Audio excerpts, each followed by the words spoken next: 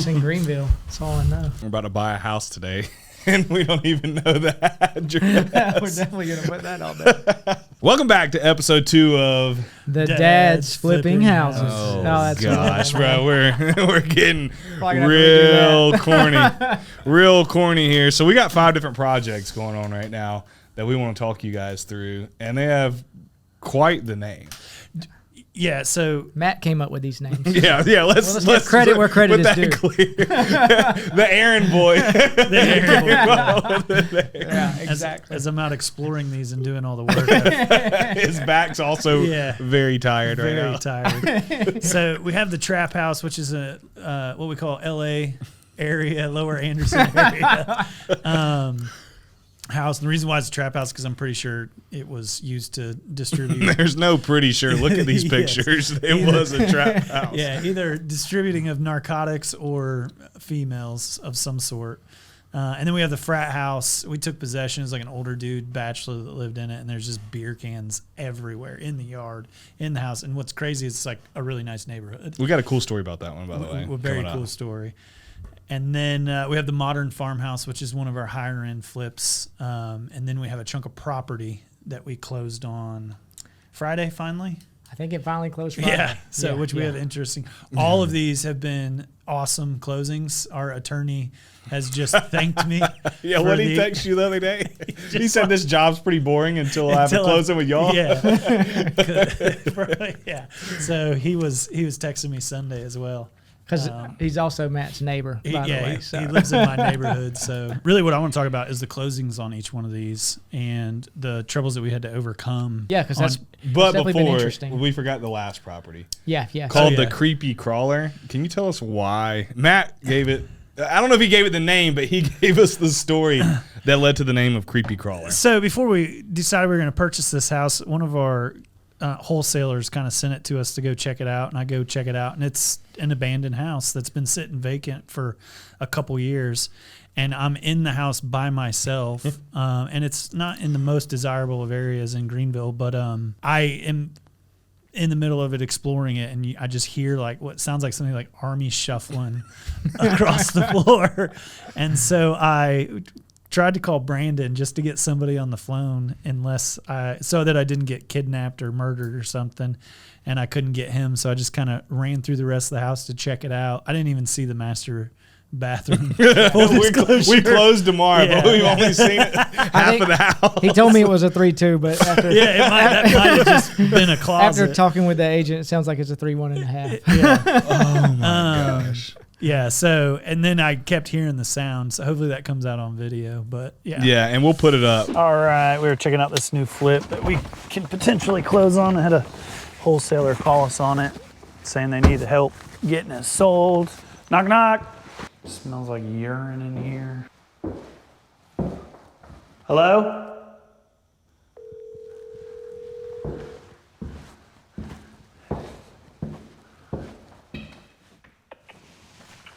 Hey, you've reached Branden Bowright. Sorry, I'm unable to answer the phone right now.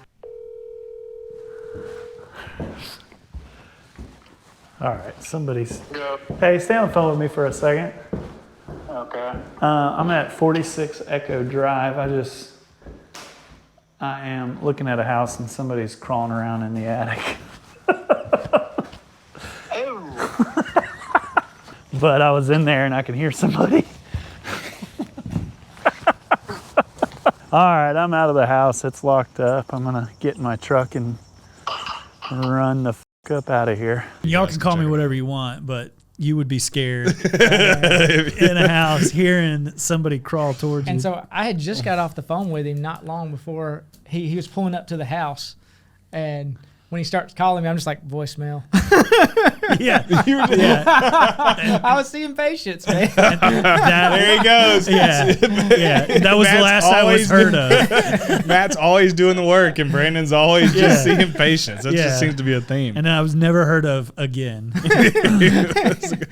I was like, dude, call me twice. Next time I'll know the answer. Dude, I literally 2 in a row. That means there's I a knew I problem. couldn't call Jaren because I can't count one time that he's answered his phone. So Hey, just to everybody listen, if you try to get a hold of me, you're not the only one. Yeah. Okay. Oh gosh. Even us. yeah, so yeah, we have like a $1 million deal closing tomorrow, and Jaren has no idea what's going on because he won't answer his phone. Whatever. We'll find the money, or we'll borrow it. So yeah, we're closing on that one tomorrow. It's going to be another fun one. Um, Let's talk about the trap house first, because there's been just pandemonium with that thing. This is one of those houses. It's in a pretty decent neighborhood in we call it LA, Lower Anderson area in South Carolina. And it is an up and coming area that's getting developed. That Debatable. downtown side's getting built up. So we're buying. This one came to us from a wholesaler as well, but it had some crackheads living in it. Dude inherited it from his parents. They've lived in it the last couple years, and they've just trashed it. The front living room area has been barricaded from the rest of the house. if you look at the picture, you can see on the Yeah. the door has a 2x4, That keeps it keeps it locked. secured from the But rest of the there's a house. window. And then There's there's a a window. money slot window in the door. like a medicine cabinet. It's literally a trap house. Yeah. And then throughout the whole house, there's just, I think there was like 15 crack pipes that we found. No Yeah, we got exaggeration. pictures. Yeah. There was like a 16-inch knife. Did you guys see the picture of the saw knife? saw the shank. Yeah. Yeah. That thing was like that big. So, it just, you never know. There was sex toys all over. It was cool.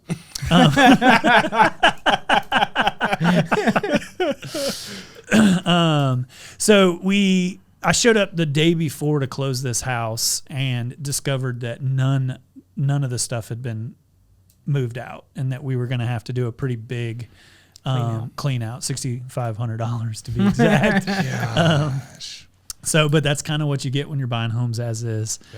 Yeah. So then the closing got delayed because the dude that was living there got arrested, and they used the house as collateral. You remember the phone call from the attorney when we were in the front yard what of did Leah he- Way? He got arrested for throwing bodily That's right. fluids. He threw bodily fluids on somebody. And he had already been charged, did his time. They had just never signed the appropriate paperwork to release the property back to the house. So it delayed closing a couple of days.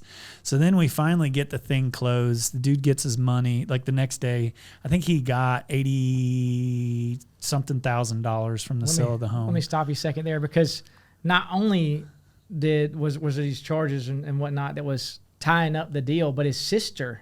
Oh, yeah. yeah. His sister was the one that signed off on it. He hadn't spoken with his sister in 20 years. And Hey, so we're bringing families back together. Don't we even definitely know did where not. she's never mind. We definitely did not bring families back together.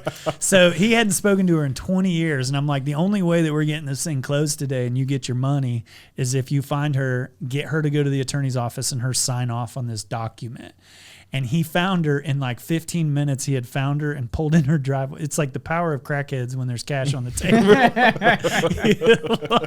They're going to get it done. Yeah, they're going to get it done. I've seen Absolutely. one on a bicycle carrying a refrigerator to the recycle outlet. They got to get that fixed, man. Oh, gosh.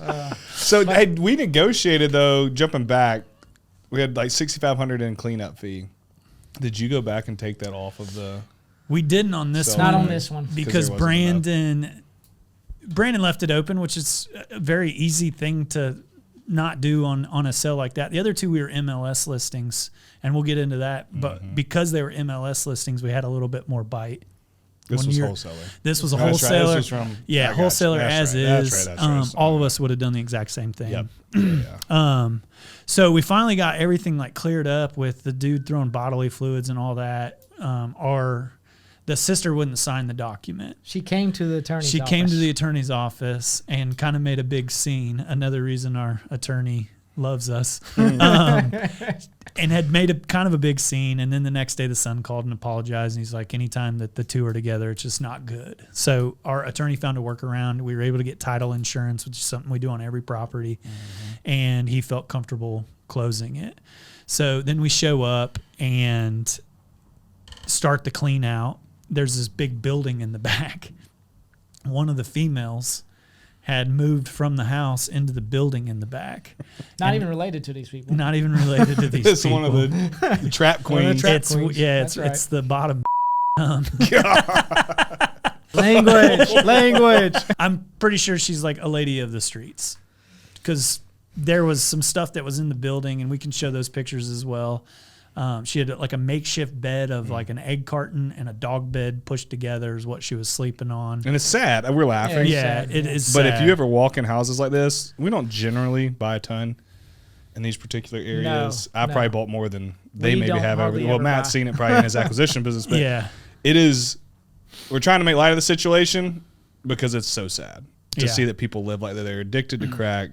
They sleep in whatever conditions. They do whatever it takes to get enough money to go by the next round. And they're essentially walking zombies. And it's awful to try and do business with them. Yeah. But you hurt for them. You're like, how do you get to that point? Yeah. And then how do you help somebody in that particular scenario? It's sad.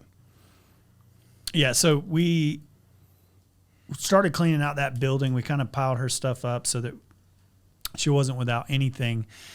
And then the next day we showed back up, and she had gone off the property behind the house, just off the property line, and set up like a makeshift shelter on the backside of the property. So we had, and now we're working with, we're going to do a kind of a cash for keys type situation with her, where we give her some money and she hightails it somewhere else. I did go out there to look at addressing the situation and offer, that was Matt's idea. Hey, let's offer some cash, see if we can make it better.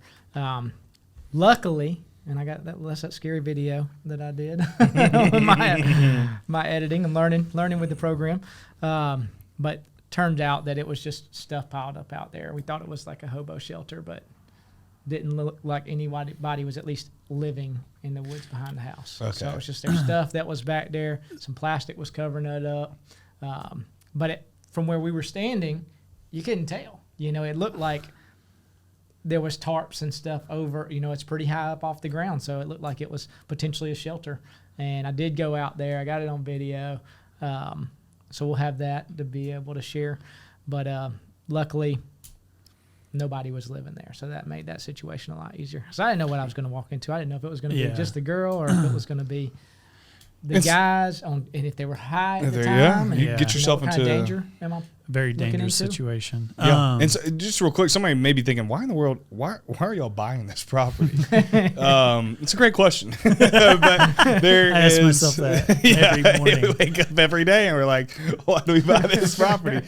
But there is profit to be made while also helping turn that neighborhood around. So the guy who brought us the deal is technically wholesaling the deal to us. He just sold, they close in like a week or less. Yeah, next week, next Friday. On the property next door, probably did 60% of the rehab that we're going to do. Yeah. And sold it for $205,000. Yeah. Okay. So we got a comp in the area. Market. Yeah, off market. He didn't even list it. Yeah. For sale by owner sign. Exactly. And so we've got a comp, a very weak, strong comp for us, weak price point, in our opinion, that we're saying, okay, he did 60% of what we're going to do to this house. He got $205,000.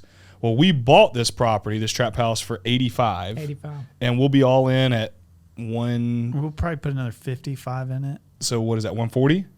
Yeah. Yeah. We're going to be all in at 140.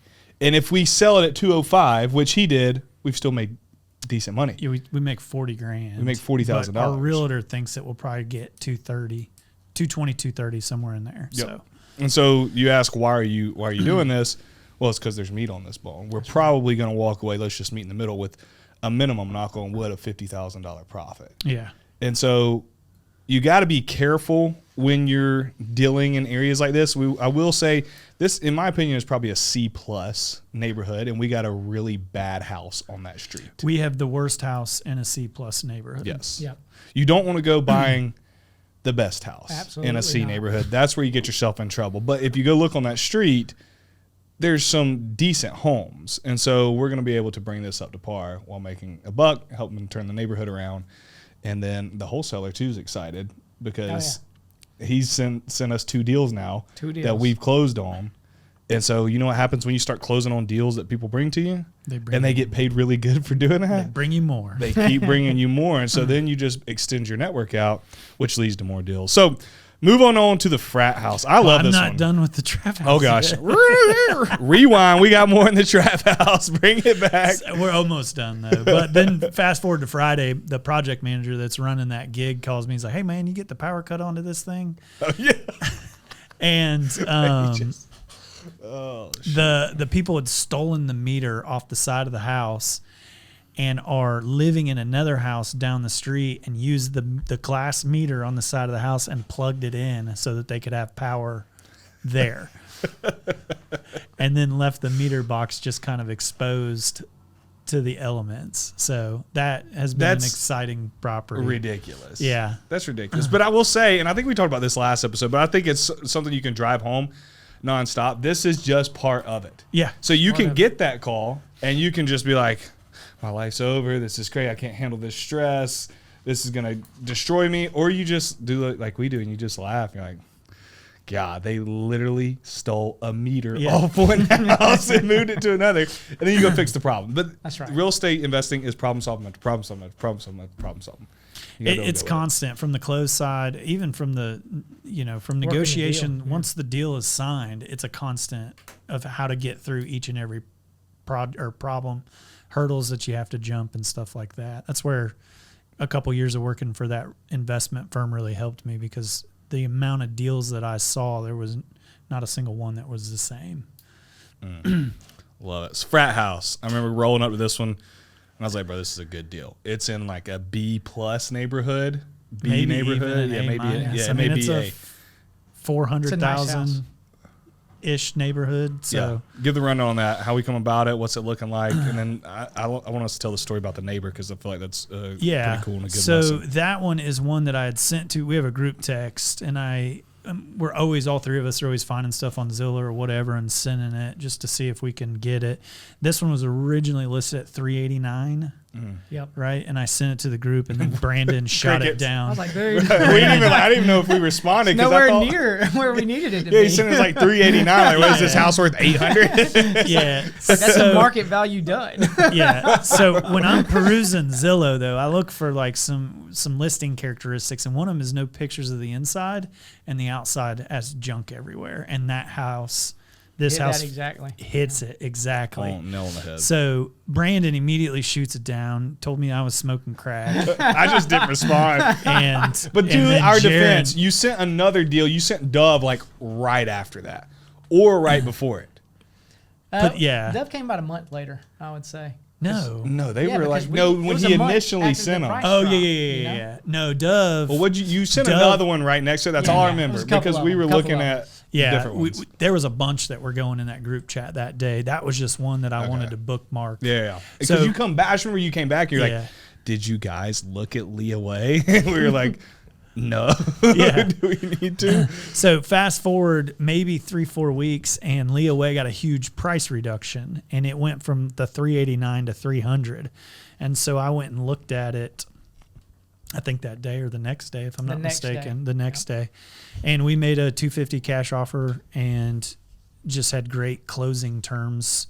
You know, the fortunate thing when you're buying homes with cash and your cash, you can close these things in 2 weeks, as fast as your closing attorney can get the paperwork done on it. You can get them closed.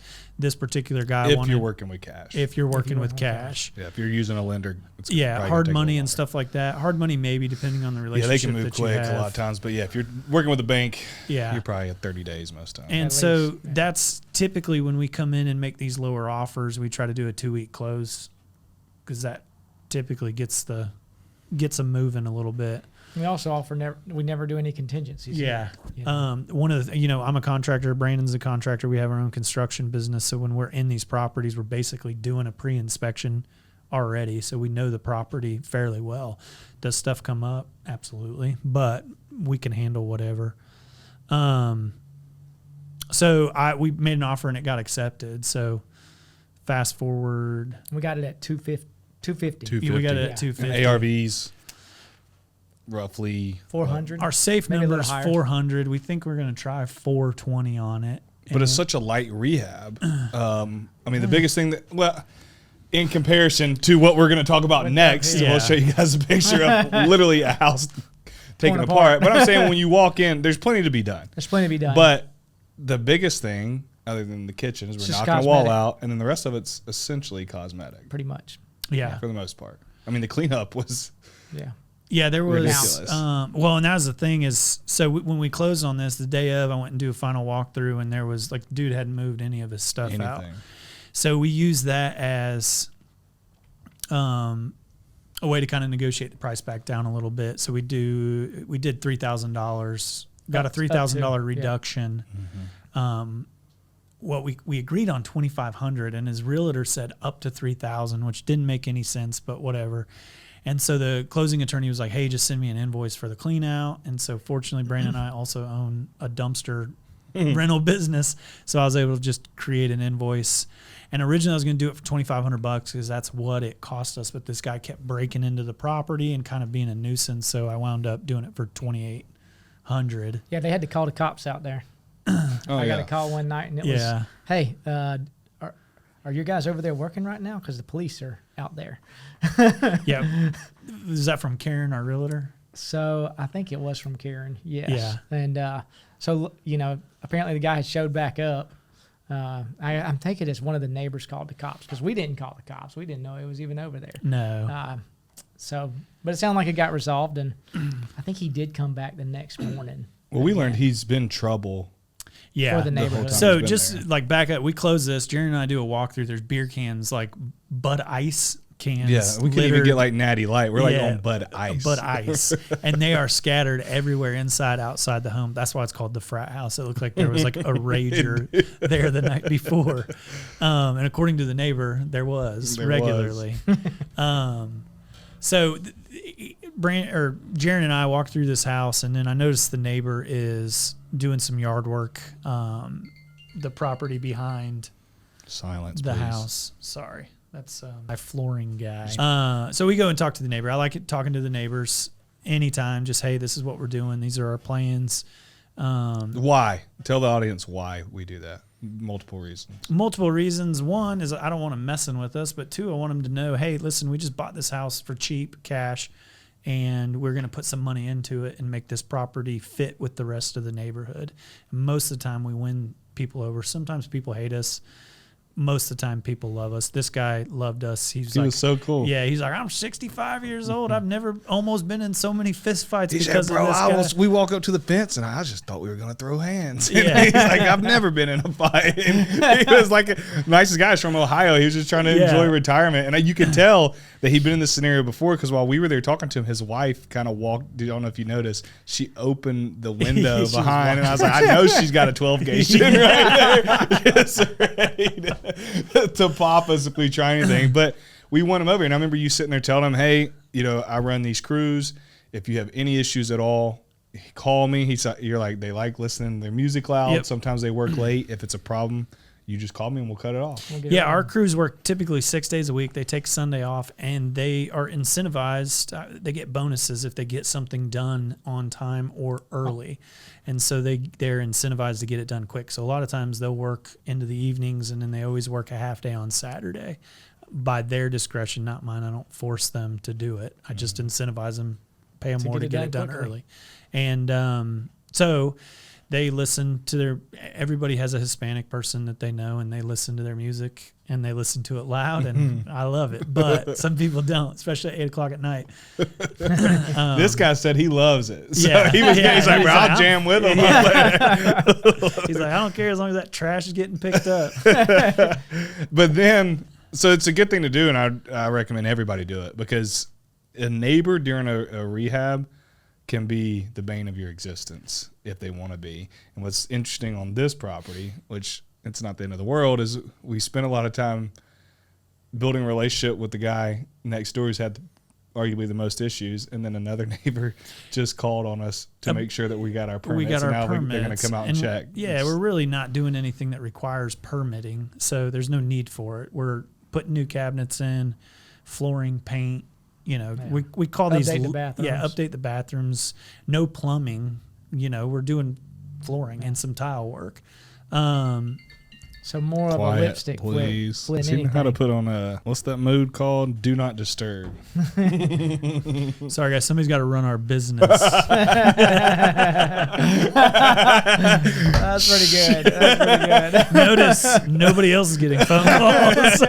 Hey, I just keep mine on do not disturb. I don't know till like 9 o'clock at night. I'm like, oh, I missed 17 calls today. Yeah, I'll randomly get a text message from Jaren from something I asked 3 days ago. Oh, please. And, don't get me started on my quote request from September 12th now. Well, you know, one thing about talking to the neighbors too is maybe they know somebody who's looking to buy in the neighborhood. You know, it's not often that happens, but it's always a possibility. Maybe they know somebody. Well, we also get jobs, renovation jobs from when they see the work that we do. There's been a couple times where we've gotten a big job or 2 big jobs off of some of our flips. Absolutely. So people see the work, and so I always network, and that way also if there is an issue, they can come straight to me instead of going through the cops or something to that effect. All right, so we got 3 more properties that we're working on. 2 of them, one of them's the lot. So we bought a lot right down the road from Branden's house. We're going to be able to build. We thought we were going to build 2 duplexes. Now we're building a house, and we're going to flip it. Family's been kind of a pain in the butt, but they blame it on the closing attorney. It's been blah, blah, blah, but we're getting the deal done. I think we already closed. We already closed one.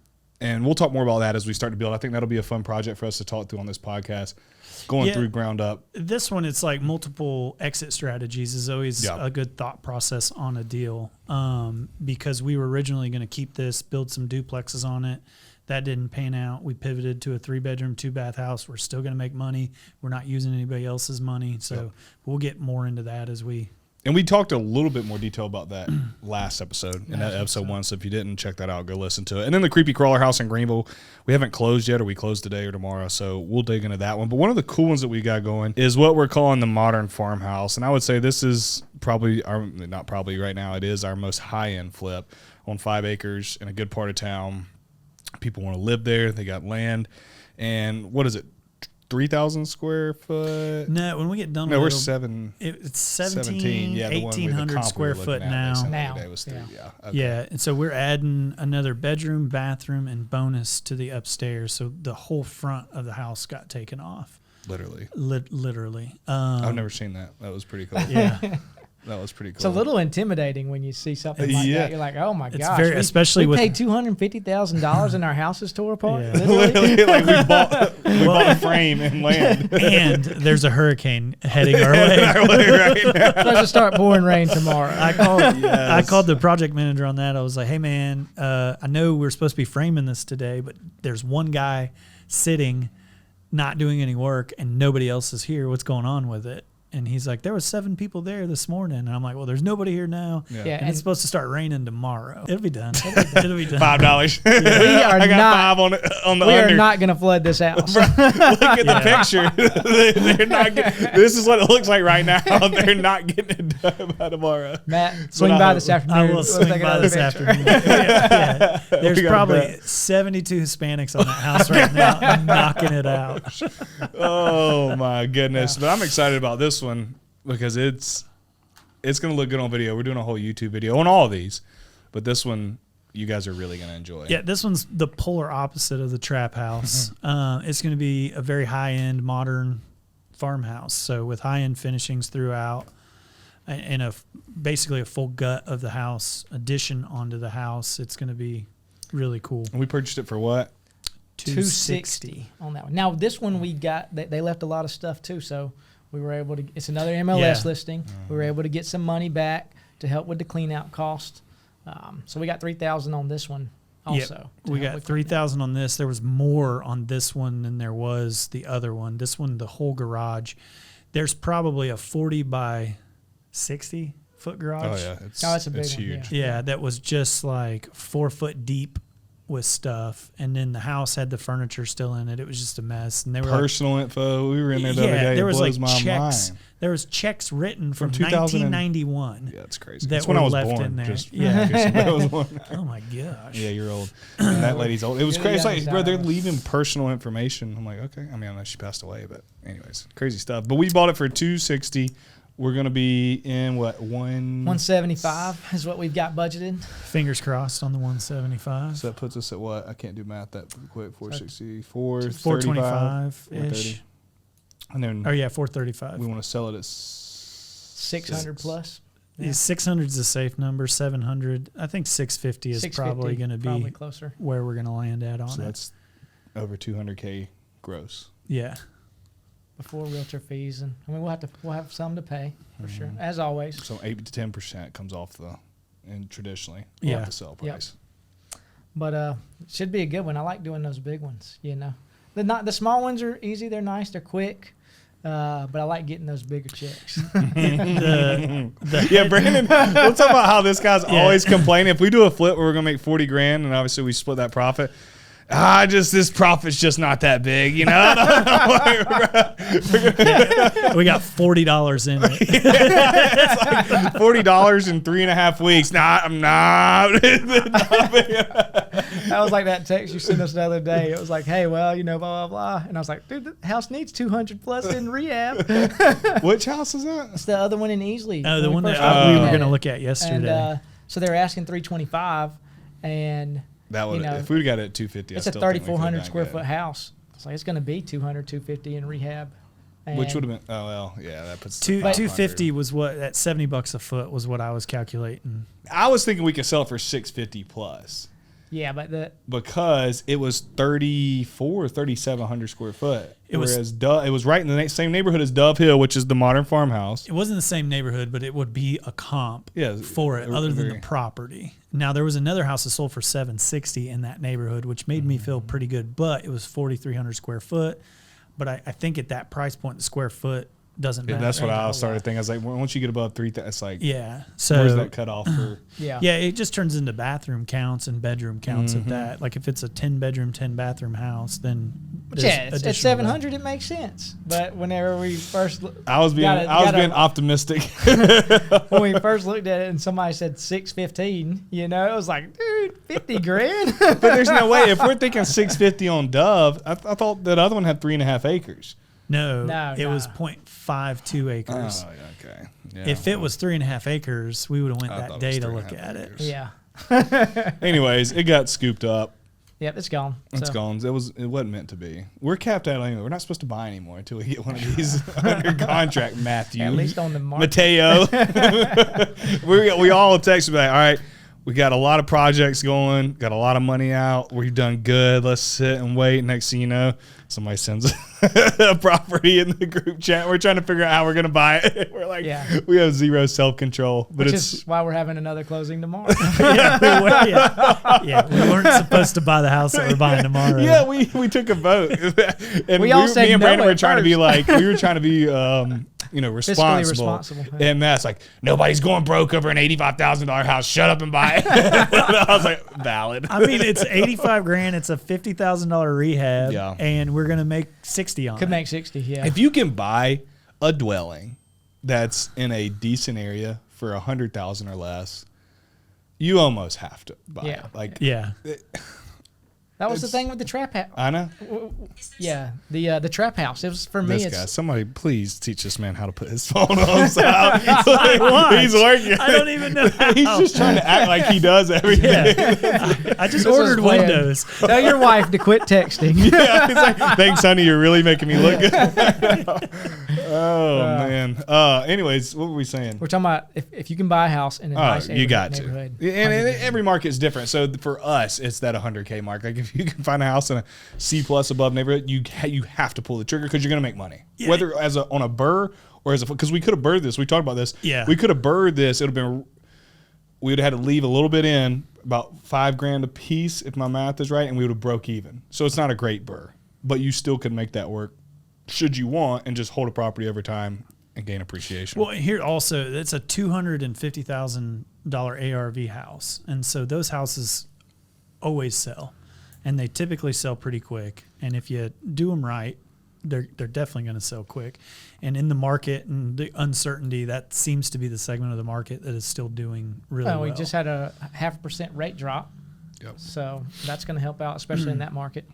Yeah, from a consumer standpoint, it's a good time to be flipping. I feel like right now, is almost the perfect time to be flipping because you're in this area to where you can still find really good deals. And I think we're about to sit in this area for about a year. Mm-hmm. But also, if you do the project right and you price it correctly, they're selling fast. They're still selling. Because now the buyers and consumers, debt's getting cheaper and cheaper. I'm pretty sure like mortgages are under 6% for primary home buyers. I've seen anywhere from 5, 6 up to 6.25. Your FHA loans right now are in the 5s, Yep. and your conventional loans are in the 6s. Yeah, which is crazy because most of your conventional loans are 5% plus as far as your down payment. So you have more in it.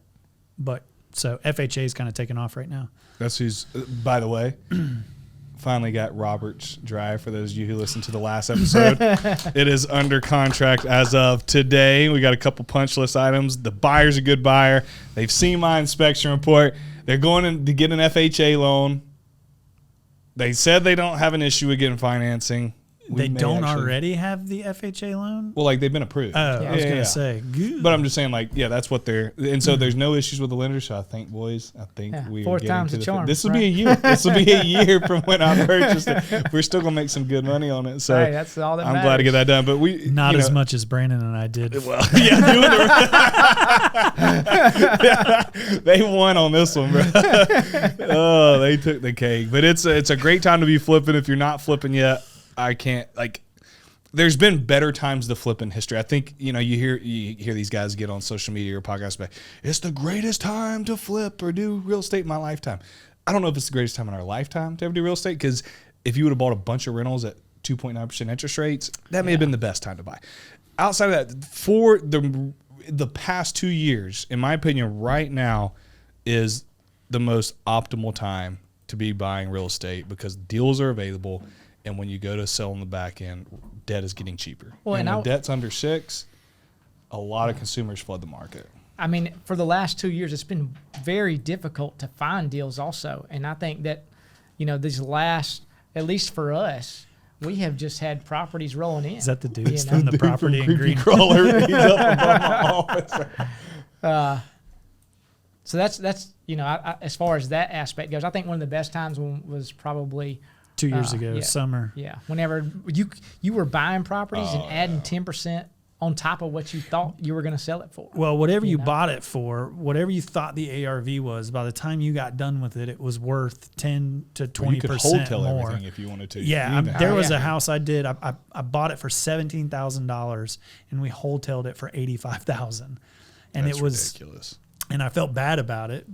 But I had no idea that it was going to sell for that. Mm-hmm. And that's just where that market was. The market was just crazy. Everybody was paying cash. And as soon as it was a lot of fun too, though, because as soon as you put something on, man. If you didn't have it under contract in 5 days, you were. Oh, you felt bad if it was a day. Yeah, like, you were what like, bro, what's wrong with my property? Branden and I didn't use a realtor. We were just flat rate listing them, and I was the one that was getting the.